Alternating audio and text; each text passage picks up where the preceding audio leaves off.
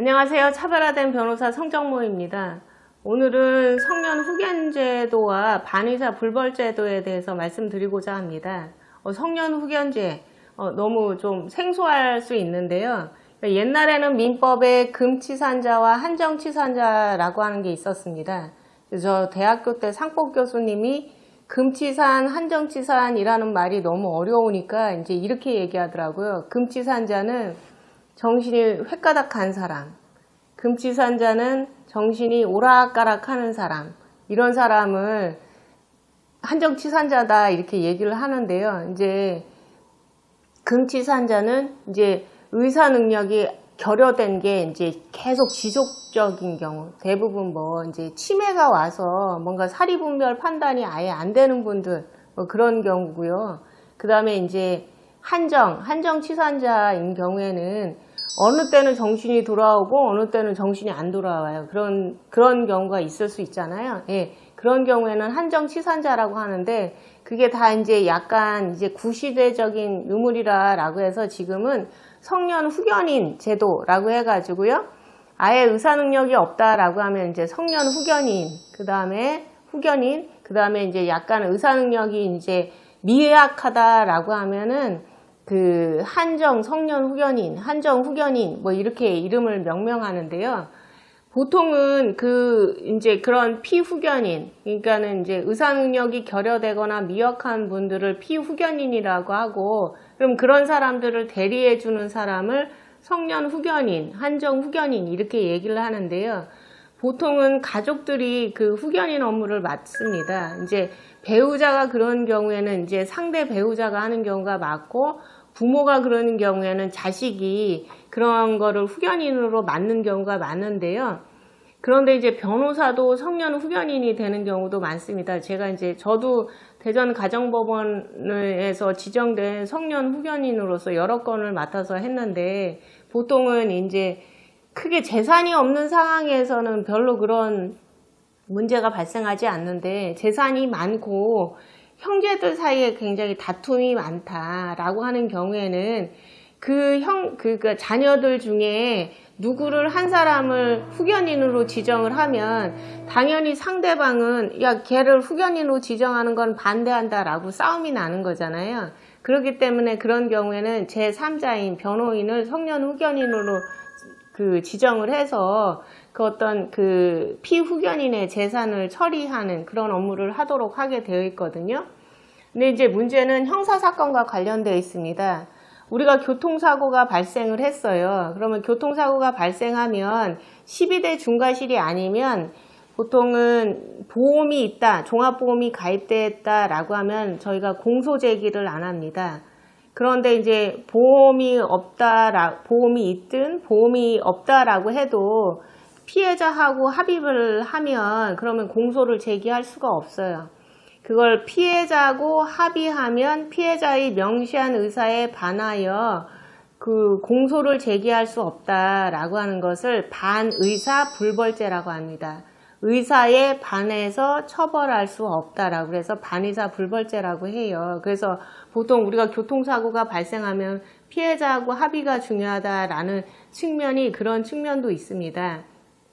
근데 이제 여기서의 피고인은 자전거를 운행하다가 그 다음에 피해자를 쳤어요.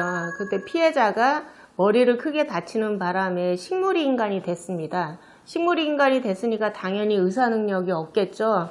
그러니까는 이제 배우자가 성년 후견인이 됐어요. 그래서 성년 후견인이 돼서 이 피고인이 배우자하고 후견인하고 그 다음에 합의를 보았습니다. 그런데 이러한 반의사 불벌죄는 뭐 합의가 맨 처음에 이루어질 수도 있겠지만 그래도 어느 시점, 그 시점이 뭐냐면 제1심 판결 선고 시까지입니다. 형사소송법 232조에 의하면 고소의 취소 시점도 제1심 판결 선고 시 이전까지 판결 선고 전까지 취소할 수 있다라고 됐거든요. 고소 취소도. 그 다음에 2항에서는 고소를 취한 사람은 다시 고소할 수 없다라고 하고 3항에서는 반의사 불벌죄인 경우에는 이 고소 취소에 대한 시한이나 아니면 재고소 금지라는 규정도 반의사 불벌죄에는 같이 적용된다라고 했어요. 그래서 반의사 불벌죄로 처벌을 면하려고 하면 제1심 판결 선고 시 전까지는 피해자와 합의를 해서 처벌 불원서를 법원에다 내야 됩니다. 이 피고인도 그 성년 후견인하고 같이 합의를 해가지고 합의가 이루어졌고, 그 성년 후견인이 우리 합의했다, 그 다음에 이 피고인에 대한 처벌을 원하지 않는다라고 했어요. 그럼에도 불구하고 법원에서는 1심에서 금고 8월에 집행유예 2년을 선고를 했어요. 그러니까는 피고인 입장에서 내가 1심 판결 선고 전에 성년 후견인하고 합의서까지 제출을 했는데 왜 나를 처벌을 해서 나를 전과자로 만드느냐라고 해서 당연히 항소를 했겠죠. 그러니까 항소를 하니까는 이제 대법원에서는 이런 얘기, 이제 결국은 결론은 뭐냐면 대법원에서는 반의사 불벌죄인 경우에 성년 후견인이 피해자의 의사를 대리할 수 있느냐 없느냐 이게 쟁점이 되었어요.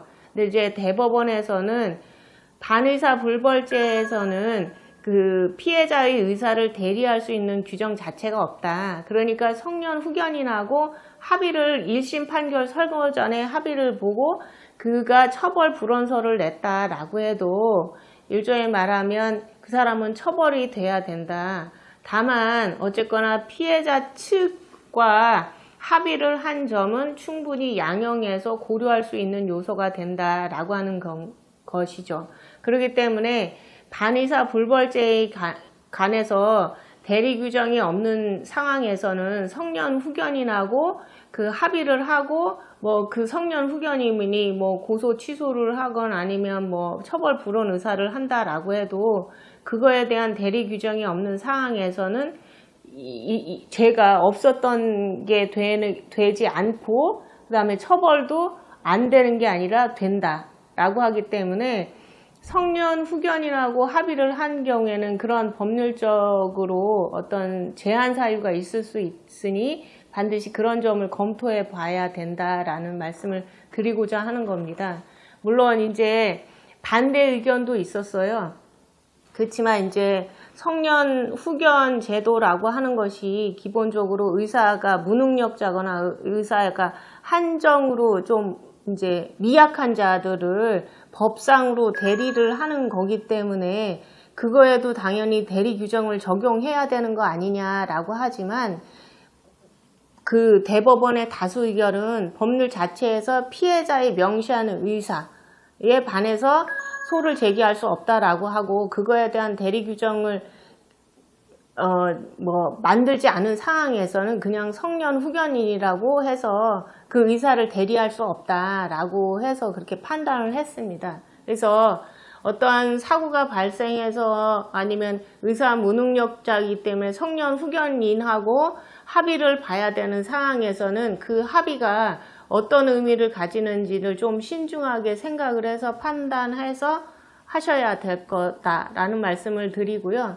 그 다음에 이제 이러한 성년 후견 제도와 관련해서는 지금은 대부분 사람들이 그러니까 사전 연명을 그러니까 연명 치료를 하지 않겠다는 의사를 좀 많이 피력을 하고 존엄사를 생각을 하는 경우가 굉장히 많아서 이러한 본인이 나중에 이제 치매로 인해서 의사 능력이 무능력한 상태에서 가족들은 이 자기를 충분하게 케어하지 못한다라고 하는 점에 대한 그 두려움 때문에 이게 자기 재산을 위탁하는 제도뿐만 아니라 이렇게 또 사전에 자기가 의사가 뭐 명확하고 있을 때도 약정을 통해서 이제 뭐 변호사나 아니면 그런 법조인들하고 후견 제도를 이렇게 약정하는 경우도 많고 그래서 꼭 뭐 예전처럼 어떤 그 사람을 그 그러니까는 그 사람 뭐 치유하는 것뿐만 아니라 이 사람이 어느 정도 재산이 있고 그 다음에 이제 또 그런 경우도 있더라고요. 자녀가 그 뭐 장애인이기 때문에 혹시라도 내 재산을 내가 죽으면 그 자녀에게 제대로 재산이 상속되지 않고 또한 자녀가 그걸 상속된 재산을 제대로 케어할 수 없는 상황이 발생할 수 있기 때문에 사전에 부모님이 그런 걸 감안을 해서 내 재산이 좀 장애인 아이한테 제대로 상속될 수 있고 그 장애인 아이가 살아갈 수 있게 하기 위해서 어떤 그런 신탁제도 이런 것도 마련하는 경우가 굉장히 많기 때문에 그런 데 관심이 있다라고 하면 주변에 뭐 신탁회사 같은 경우도 알아보시면 시스템이 좀 예전에 비해서 좀 잘 정비가 되어 있으니까 그런 것도 알아볼 필요가 있다라고 생각됩니다. 그래서 오늘은 이제 형사 사건과 관련해서 반의사 불벌죄와 성년 후견인의 처벌 불원 의사가 어떤 관계에 있는지 이걸 좀 알아봤습니다. 이건 뭐 행정사건하고는 관련 없고 형사와 그 다음에 이제 민사와 관련된 사건이지만 좀 최근에 나온 판례이고 그 다음에 이제 당연히 대부분의 일반인들은 어떤 사람이 의사가 없으면 후견인하고 어떤 행위를 하면은 다 법적으로 문제가 되지 않을 거다라고 생각을 하지만 그렇지 않은 경우도 있다라는 게 일반인들의 생각이기 때문에 그 점은 좀 주의할 필요가 있다라는 말씀을 드리고자 이 콘텐츠를 잡아봤습니다. 자세한 내용은 뭐 발을정으로 연락을 주시거나 저한테 댓글 주시면 자세히 설명드리도록 하겠습니다. 이상 차별화된 변호사 성정모였습니다. 감사합니다.